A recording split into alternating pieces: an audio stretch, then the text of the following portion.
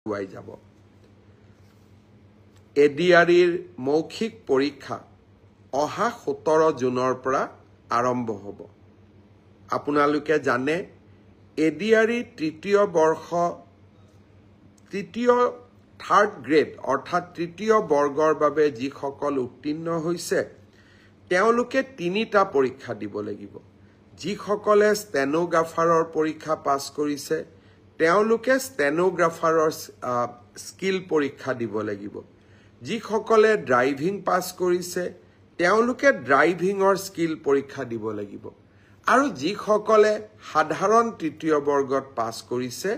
তেওঁলোকে কম্পিউটাৰৰ স্কিল পৰীক্ষা দিব লাগিব আনহাতে চতুৰ্থ বৰ্গত যিসকলে পাছ কৰিছে তেওঁলোকে অৰেল আৰু স্কিল টেষ্ট দুইটাকে একত্ৰিত কৰি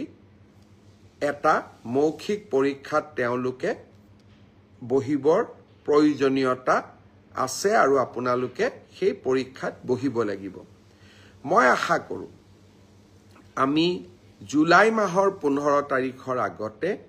এই মৌখিক পৰীক্ষা বা স্কিল পৰীক্ষাৰ গোটেই পৰ্যায়টো শেষ কৰিম আৰু মই আগতেই কৈ অহাৰ দৰে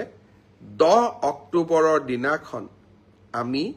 আপোনালোকৰ হাতত যোগ্যজনৰ হাতত নিয়োগ পত্ৰ তুলি দিবলৈ প্ৰচেষ্টা কৰিম 10 অক্টোবৰৰ দিনটোতে আমি post graduate teacher graduate teacher LP এমিৰ শিক্ষক আৰু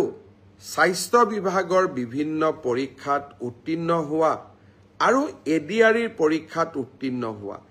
এই আটাইসকলকে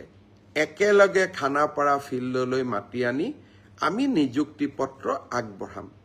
মোক কোনোবাই খুদি থাকে পুলিচৰ ৰিজাল্ট কেতিয়া দিব